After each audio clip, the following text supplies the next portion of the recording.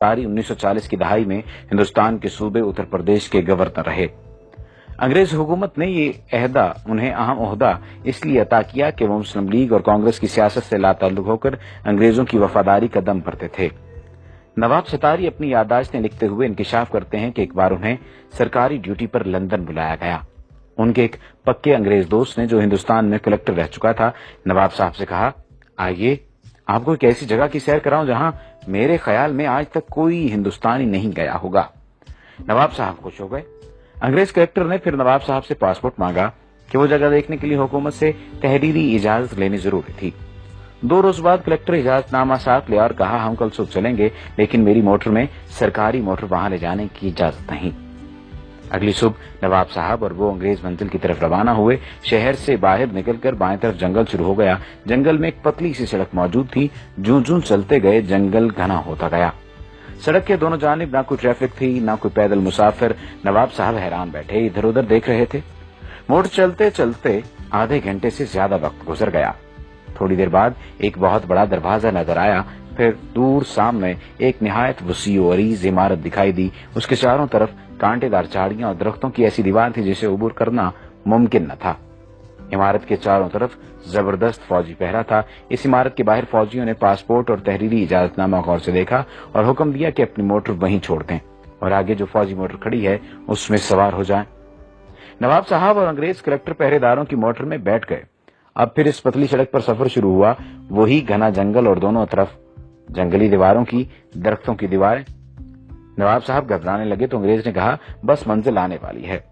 آخر دور ایک اور صرف پتھر کی بڑی عمارت نظر آئی تو فوجی ڈرائیور نے موٹر روک دی اور کہا، یہاں سے آگے آپ صرف پیدل جا سکتے ہیں۔ راستے میں کلکٹر نے نواب صاحب سے کہا، یاد رکھیں آپ یہاں صرف دیکھنے آئے ہیں، بولنے یا سوال کرنے کی بالکل اجازت نہیں۔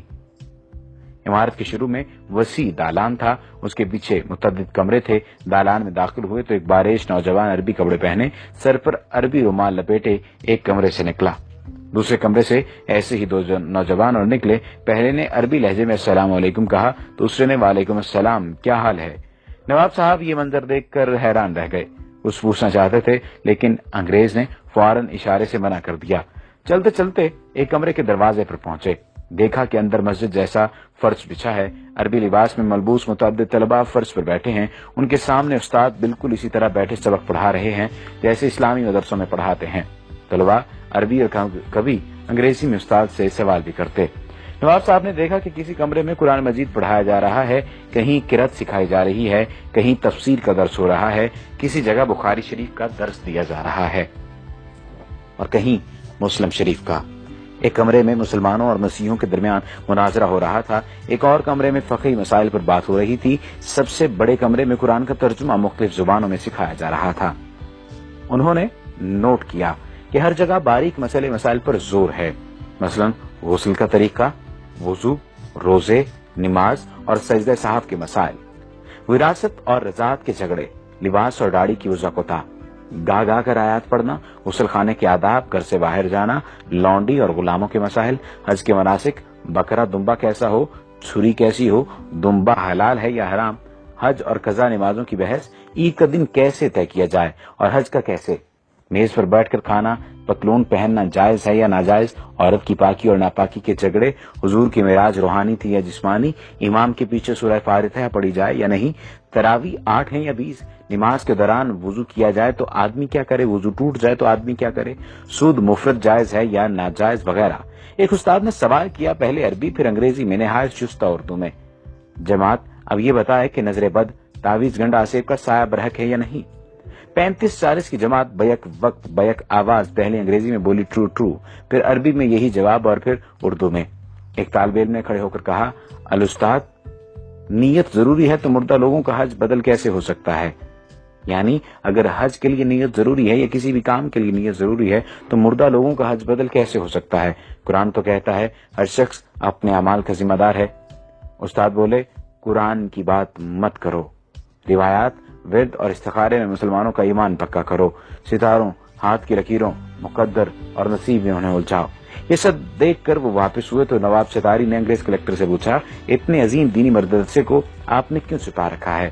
انگریز نے کہا، ارے بھائی، ان سب میں کوئی مسلمان نہیں، یہ سب عیسائی ہیں، تعلیم مکمل ہونے پر انہیں مسلمان ملکوں خصوصاً مشرق وسطی، ترکی، ایران اور ہندوستان بھیج دیا جاتا ہے۔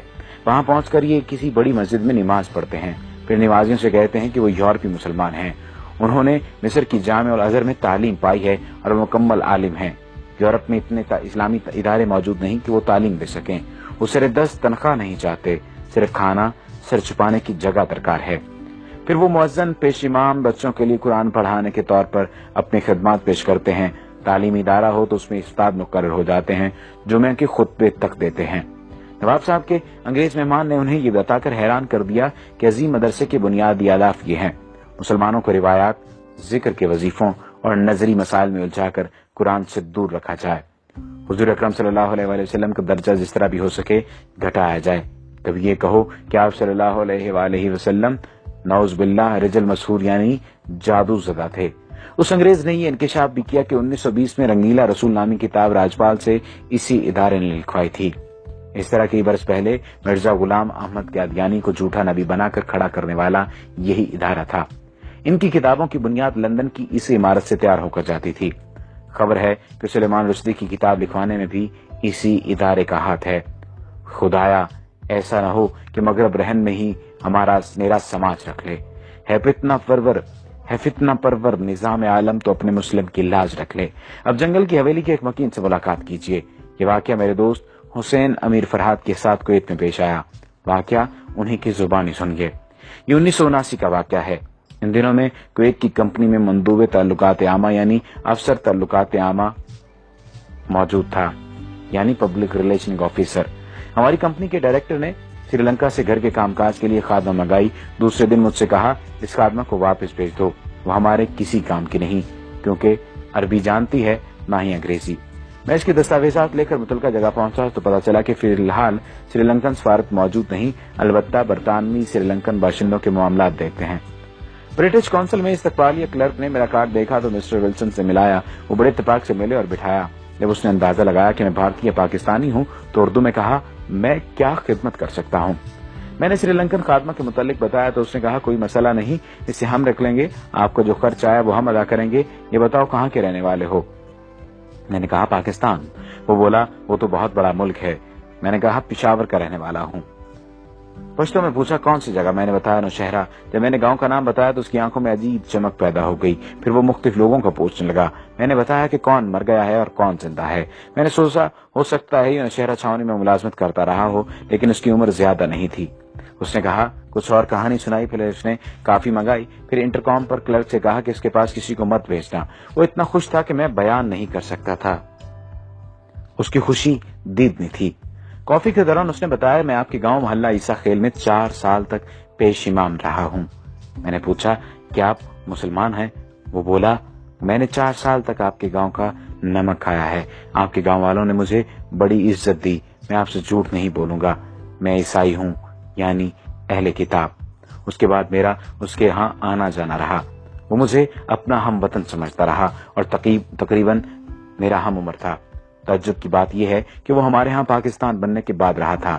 ایک دن میں نے پوچھا آپ پٹھانوں کا کھانا کیسا کھاتے رہے؟ یعنی آپ کو ذائقہ عجیب نہیں لگتا تھا؟ کیسے کھاتے تھے آپ؟ وہ کہنے لگا آپ لوگوں کا کھانا اتنا مزیدار ہوتا ہے کہ میں یہاں آج بھی گھر جاتے ہوئے ایرانی تندور سے روٹی لے کر موٹر میں روکی کھاتا ہوں۔ جب میں کویت سے پاکستان آ رہا تھا تو میں نے اس سے وہی سوال پوچھا جسے وہ ہمیشہ ٹالتا رہتا تھا۔ میں نے دریافت کیا اب تو بتا دو کہ تم عیسائی ہو کر پٹھانوں کے گاؤں میں روکھی سوکھی کیوں کھاتے تھے اور پیش امام کی خدمات انجام دیتے رہے، آخر کیوں؟ وہ کافی دیر تک سر جھکائے سوچتا رہا، پھر سر اٹھا کر میری آنکھوں میں جھانکا اور کہا ہمیں اپنے ملک کے مفادات کی خاطر بعض اوقات بہت کچھ کرنا پڑتا ہے۔ ہمارے ہاں لندن کے مضافات میں ایک مرکز ہے جہاں شکل و شبہات دے کر انگریزوں کو بیرونی مذاہب اور زبانوں کی تعلیم دی جاتی ہے۔ وہاں سے فارغ التحصیل ہو کر پھر ہمیں مختلف علاقوں میں بھیجا جاتا ہے۔ گاؤں آ کر میں نے محلہ عیسیٰ خیل کے بزرگوں کو یہ واقعہ سنایا تو ایک بوڑھے طالب علم نے کہا مجھے شک پڑا تھا مگر سب کہہ رہے تھے کہ یہ چترالی ہے۔ وہاں اکثر چترالی مولوی پیش امام ہیں، وہ بھی گورے ہیں بالکل انگریزوں کی طرح۔ پھر طالب علم نے کہا چلو بھائی اب 4 سال کی نمازیں لوٹائیں جو ہم نے انگریز کے پیچھے پڑھی، کھانا خراب ہو اس کا۔ جب میں نے جنگل کی حویلی کے متعلق پڑھا تو مجھے یقین ہو گیا کہ مسٹر بیلن ضرور جنگل کی حویلی کا پروردہ تھا۔ یہ مضمون 90 کی دہائی میں اردو ڈائجسٹ میں شائع ہوا تھا۔ یہود و ہنود کی سازشیں بدستور جاری ہیں۔ یہ مضمون اس نیت سے ضروری ترمیم اور اضافے کے ساتھ دوبارہ بھی شائع کیا گیا تاکہ سادہ لوگ مسلمان باخبر رہیں کہ دشمن انہیں کمزور کرنے کے لیے